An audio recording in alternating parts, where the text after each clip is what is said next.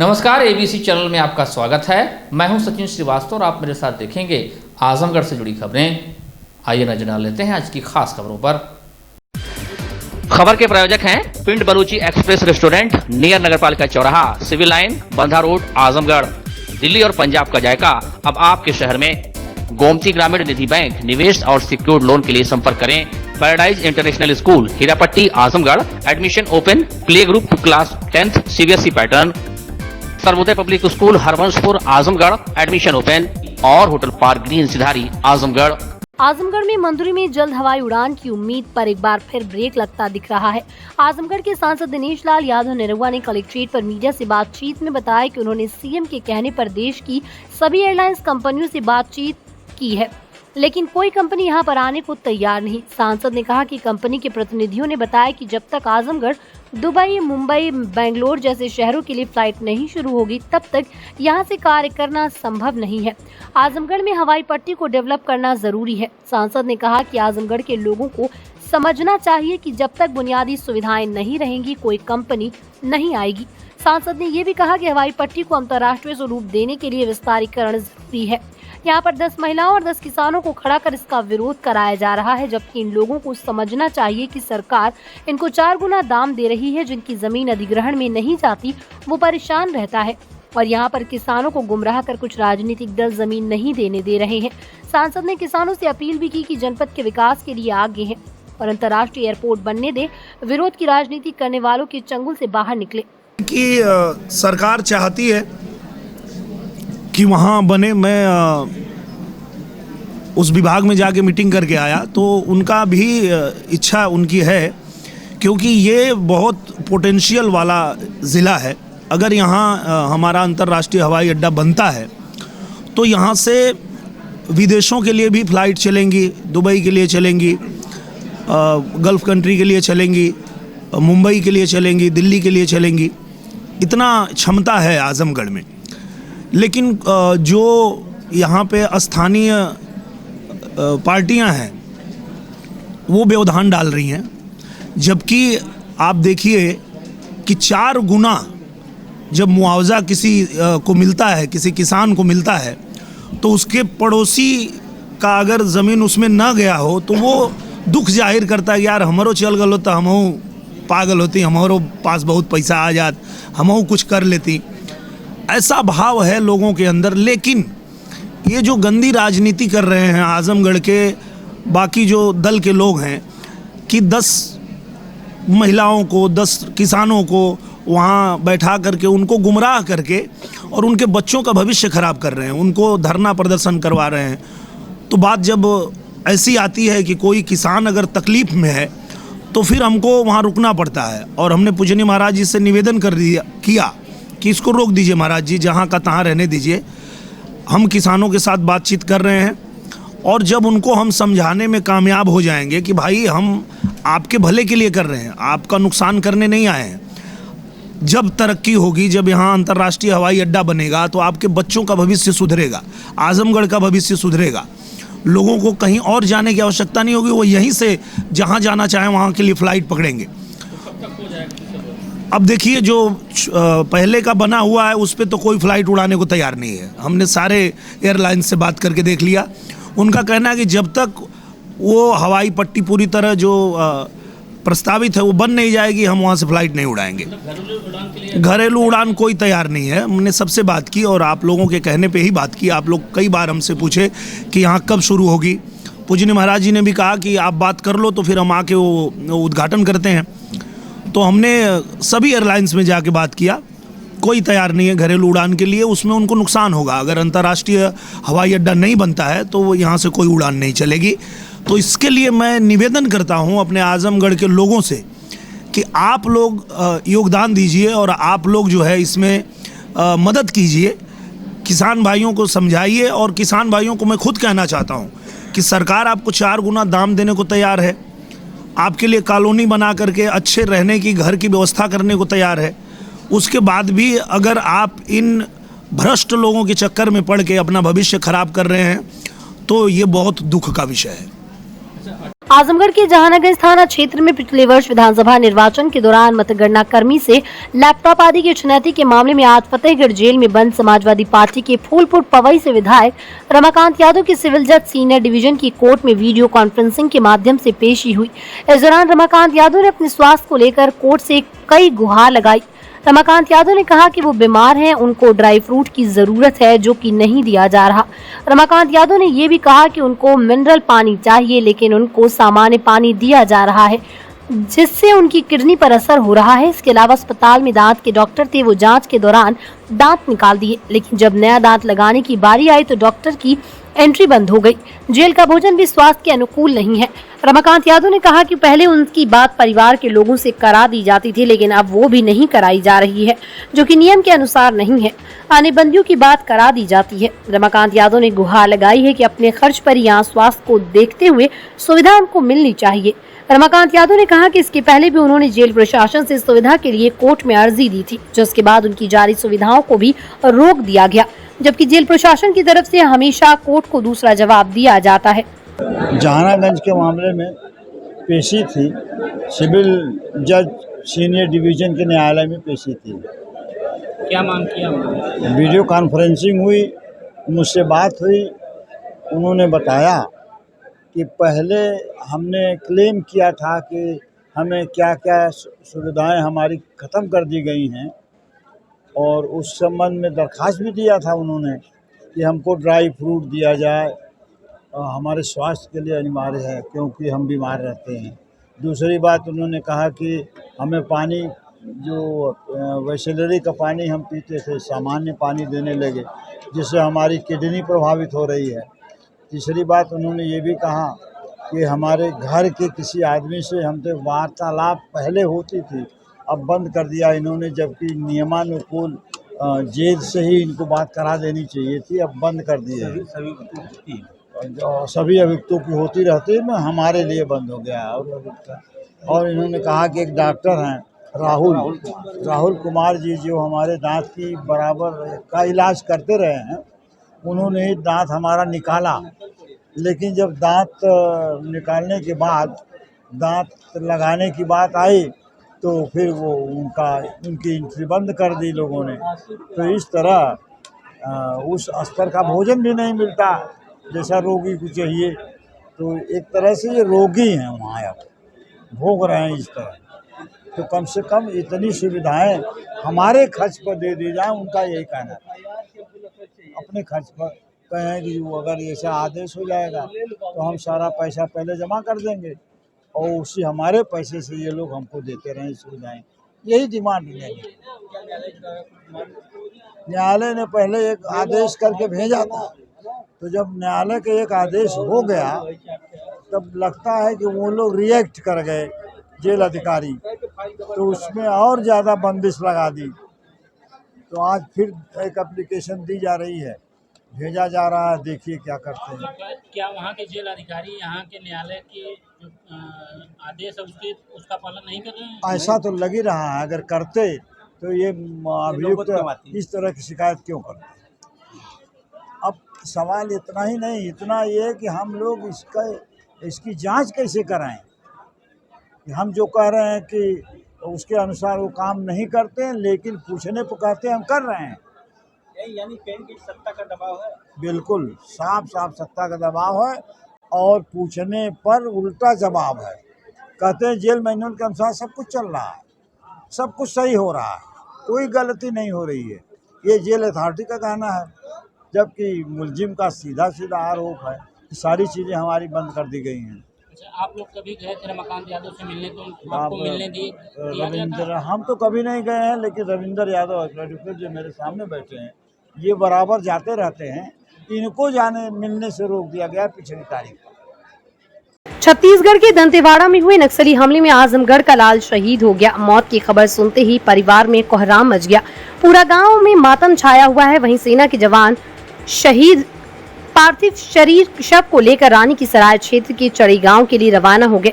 शहीद जवान के घर आने जाने वालों का तांता लगा हुआ है। रानी की सराय थाना क्षेत्र के चढ़ाई गांव निवासी स्वर्गीय सुदर्शन यादव के पुत्र 32 वर्षीय परमिंदर यादव बीएसएफ में हैं। वो इन दिनों छत्तीसगढ़ के दंतेवाड़ा में तैनात थे।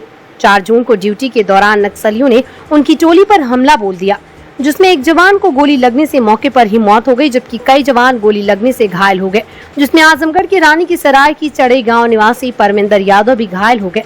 उनका उपचार अस्पताल में चल रहा था। शुक्रवार की रात उपचार के दौरान उनकी मौत हो गई। मौत की खबर सुनते ही परिवार में कोहराम मच गया।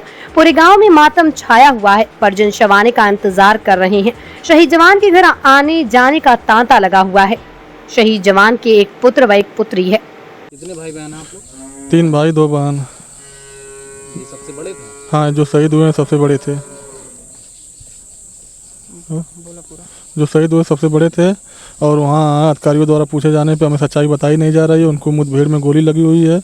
अधिकारी द्वारा बता रहे हैं कि उनकी बीमारी से मृत्यु हो गई है और उनको गोली लगी मुठभेड़ में। हमें इंसाफ नहीं मिल रहा है। क्या इनकी शादी हो गई थी? हाँ, इनकी शादी हो गई थी 11 वर्ष पहले। उनके 2 बच्चे हैं। एक लड़की है 9 वर्ष की, लड़का 7 वर्ष का है। शासन प्रशासन से आपकी कोई मदद हो रही थी? शासन प्रशासन से कोई हमें मदद नहीं मिल रही है। पार्टी की तरफ से कोई नेता भी आया? कोई नेता नहीं आया अभी तक। कोई नहीं आया है। क्या आपके कोई कुछ खास मांग? खास मांग कि हमें इंसाफ मिले, उन्हें शहीद का दर्जा दिया जाए। उन्हें गोली लगी, मुठभेड़ में मारे गए हैं। वो प्रशासन द्वारा वहाँ छिपाया जा रहा है कि उनको गोली नहीं लगी है और बीमारी से मरे हैं। कितने दिन पहले वो जो है यहाँ से गए थे? यहाँ ये 28 तारीख को गए थे, यहाँ से 28 मई को। इस बीच आपसे कुछ बात हुई? इस बीच बात है नहीं, उनका मोबाइल नंबर बंद था। वहाँ जो ड्यूटी कर वो भर्ती थे हॉस्पिटल में, हमें जानकारी कहीं से मिली कि वो भर्ती है हॉस्पिटल में। फिर वहाँ जो ड्यूटी कर रहे थे ट्रेनर क्या बोलते हैं उसको, वो लोग बातें नहीं करा रहे थे। सच्चाई वो लोग किसी और साथी से आपने कांटेक्ट करने की कोशिश की? हाँ, उनके साथी से कांटेक्ट किया तो वहाँ साथी भी वही बता रहे थे लोग कि वहाँ अधिकारियों का दबाव है, कोई सच्चाई बता नहीं रहा है। अधिकारियों को वहाँ दबाव है।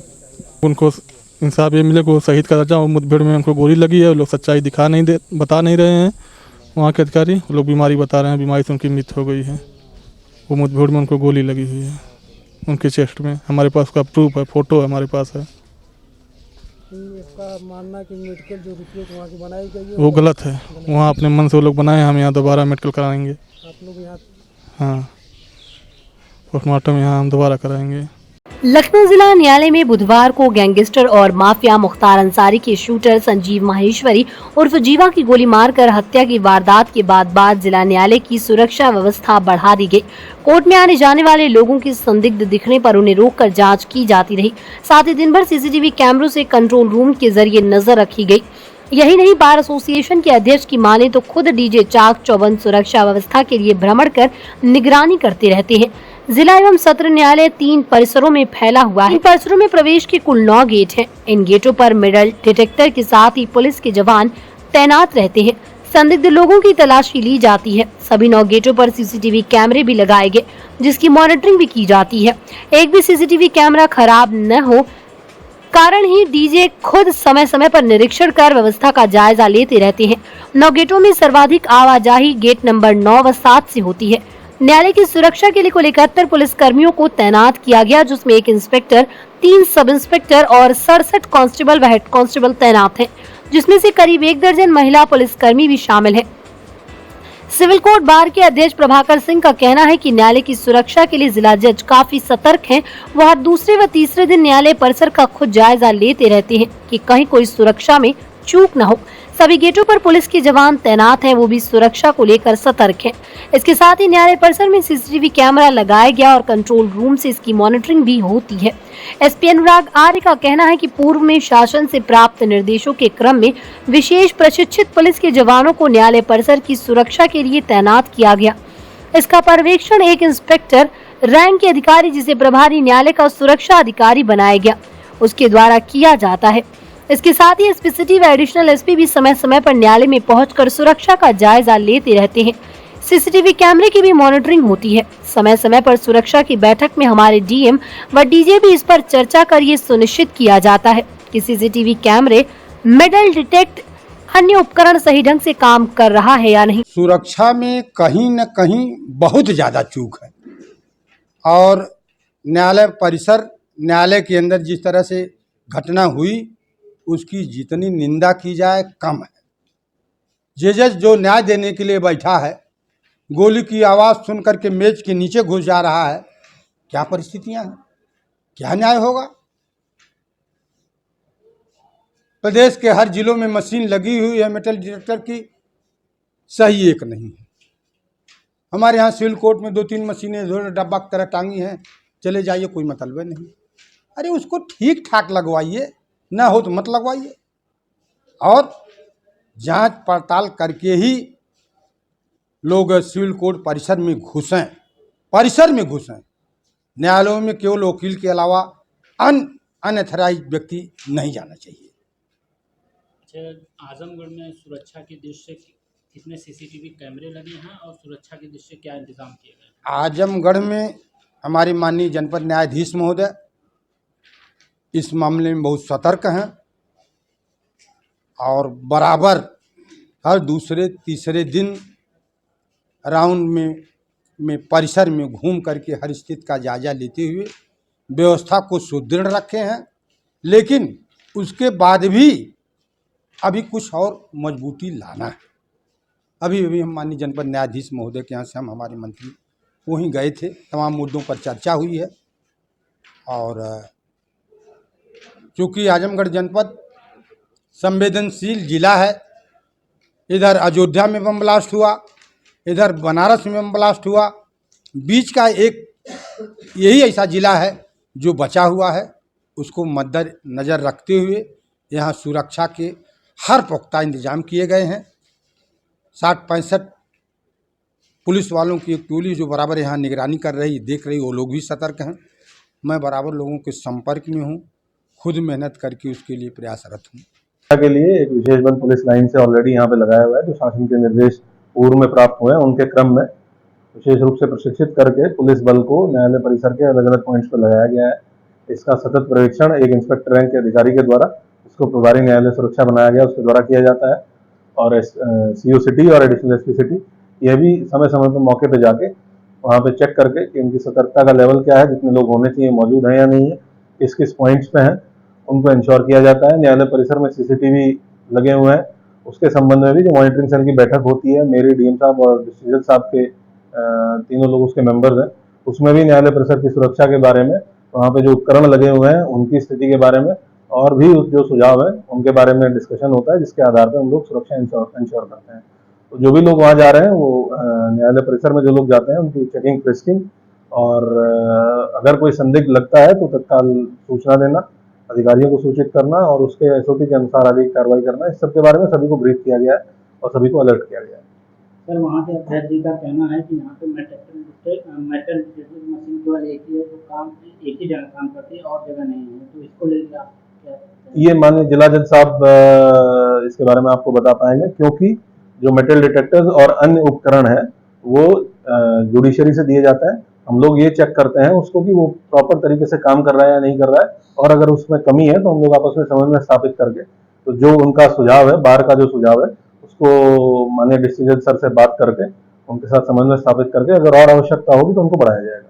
मुख्यमंत्री योगी आदित्यनाथ द्वारा लोक भवन लखनऊ में आयोजित कार्यक्रम में निष्पक्ष एवं पारदर्शी चयन प्रक्रिया के अंतर्गत उत्तर प्रदेश अधीनस्थ सेवा चयन आयोग द्वारा 75 जनपदों के लिए चयनित 7,182 ANM स्वास्थ्य कार्यकर्तियों को नियुक्ति पत्र वितरित किया गया, जिसका सजीव प्रसारण कलेक्ट्रेट सभागार आजमगढ़ में किया गया। इसी क्रम में जनपद स्तर पर चयनित 171 ANM स्वास्थ्य कार्यकर्तियों को सांसद आजमगढ़ दिनेश लाल यादव, प्रभारी जिलाधिकारी मुख्य विकास अधिकारी श्री प्रकाश गुप्ता, अपर निदेशक स्वास्थ्य डॉक्टर OP तिवारी एवं मुख्य चिकित्सा अधिकारी डॉक्टर इंद्र नारायण तिवारी द्वारा संयुक्त रूप से नियुक्ति पत्र वितरित किया गया।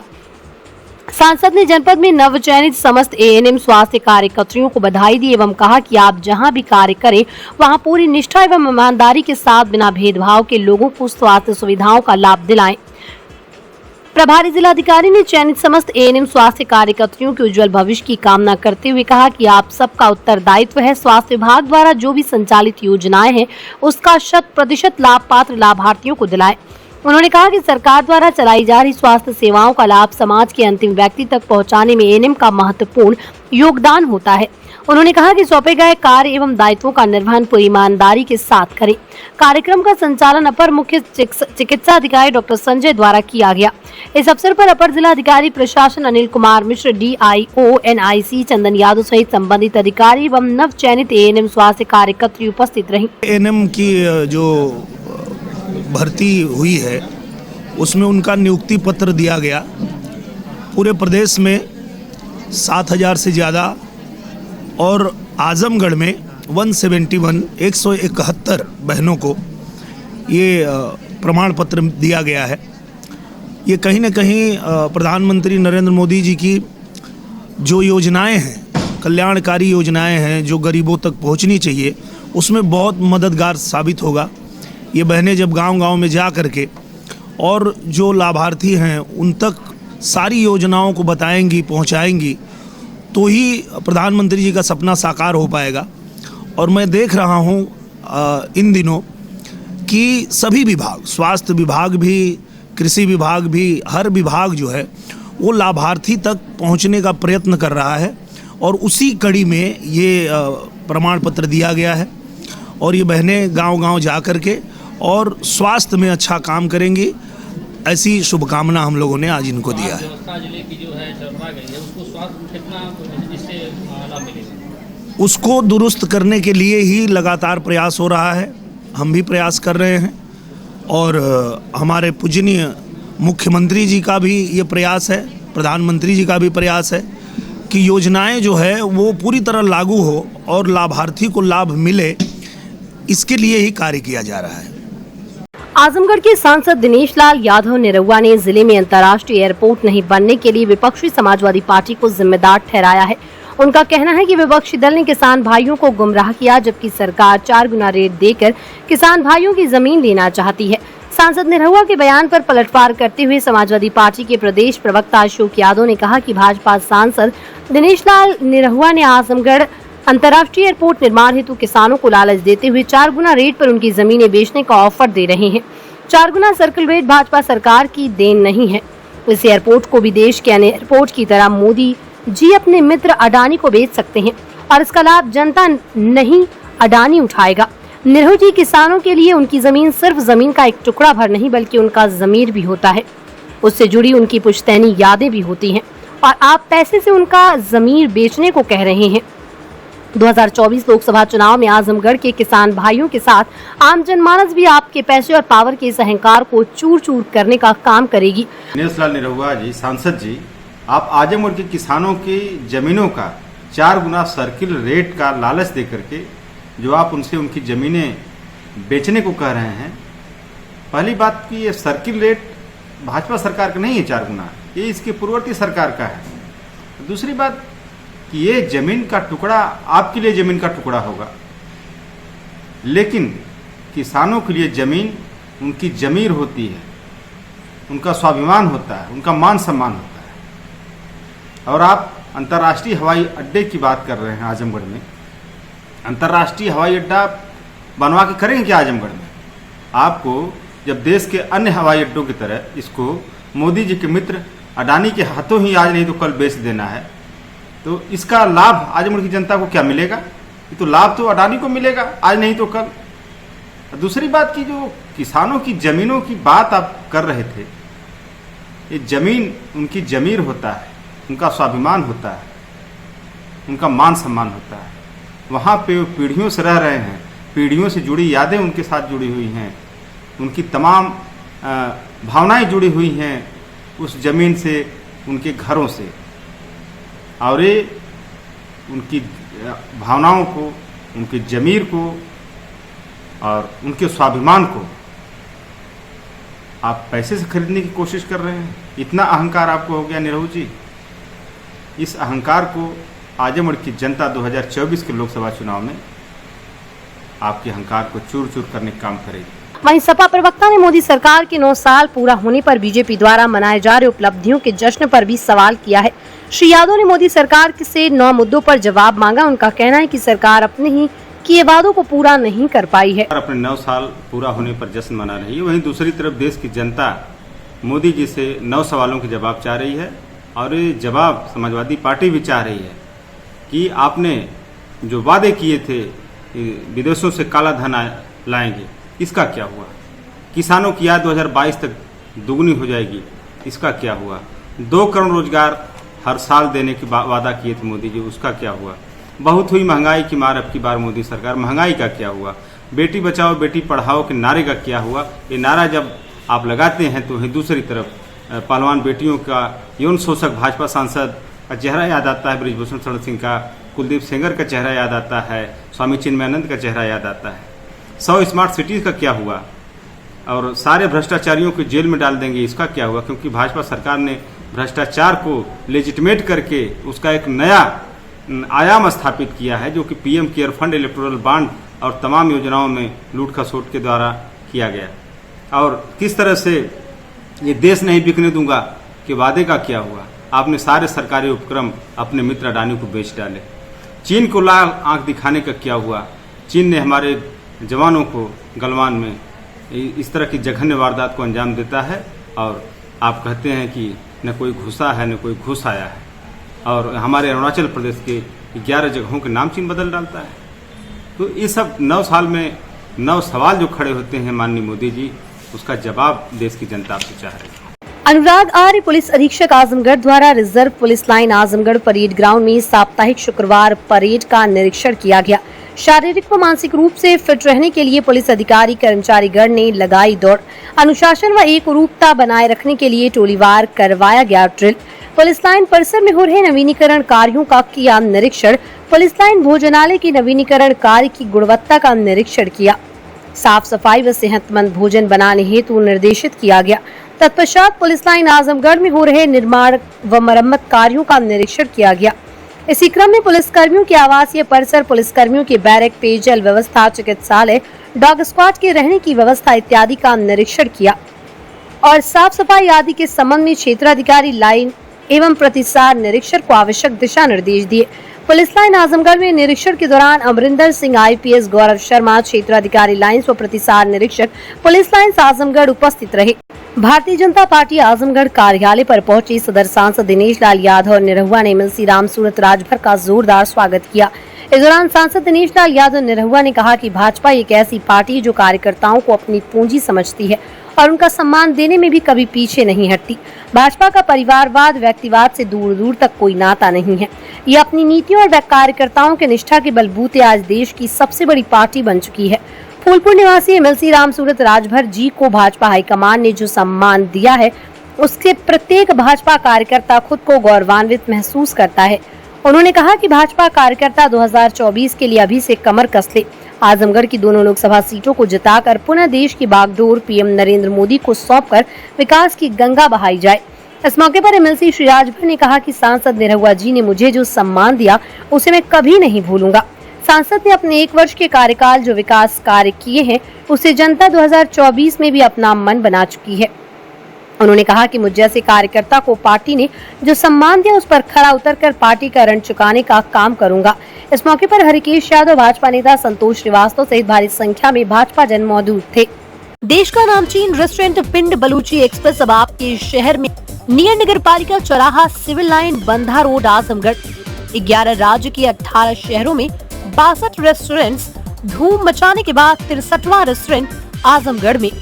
पिंड बलूची एक्सप्रेस रेस्टोरेंट में आपको मिलेगा नॉर्थ इंडियन वेज और नॉन वेज की लजीज और जायकेदार डिशेस। रेस्टोरेंट में उत्तर भारत, खासकर दिल्ली व पंजाबी स्टाइल के वेज नॉन वेज रेसिपी की विशेष सौगात। लजीज व्यंजनों के शौकीन आजमगढ़ वासियों को मिलेगा दाल मखनी, दही कबाब, ढाबा मटन, चिकन, अजवाइन का अनोखा स्वाद। आपके रेस्टोरेंट का नया पता पिंड बलूची एक्सप्रेस, नियर नगर पालिका चौराहा, civil line, Bandha road, Azamgarh. Paradise International School, Hirapatti, Azamgarh. Admission open. Play group to class 10। CBSE pattern English medium school, in house developed digital learning platform, true digital smart school, well qualified teaching staff, well designed composite science lab, fully equipped computer lab, fully furnished library, edge per CBSE standards, outdoor and indoor play facility for overall development. Our branch Kids Paradise Fun of Learning Playgroup section of Paradise International School, 200 plus design activity kids and play zone for Kids Paradise Playgroup section.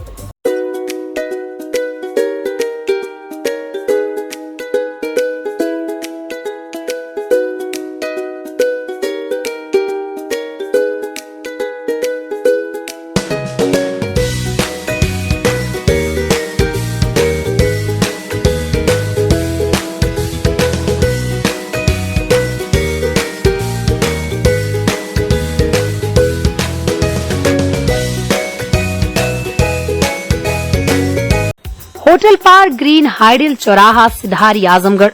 स्वच्छ और आरामदायक AC and non AC rooms, 24 hour room service, North Indian, South Indian, Chinese, Italian, veg and non veg लजीज और जायकेदार व्यंजन उचित rate पर उपलब्ध। शादी, विवाह, engagement, marriage anniversary, birthday party के लिए लार्ज बैंक्वेट हॉल, मीटिंग और सेमिनार के लिए कॉन्फ्रेंस हॉल। आपकी खुशियों में लगाए चार चांद। होटल पार्क ग्रीन हाइडल चौराहा Sidhari Azamgarh. Sarvodaya public school near RTO office Harbanshpur Azamgarh, affiliated to CBSE, admission open for classes nursery to 9th and 11th. Dedicated, experienced and well qualified staff. Computer science from class 1st onwards. Playground with lush green campus. Yoga, art and craft, drawing, music, dance classes. Separate composite laboratories. Separate classes for girls. Well-stocked library.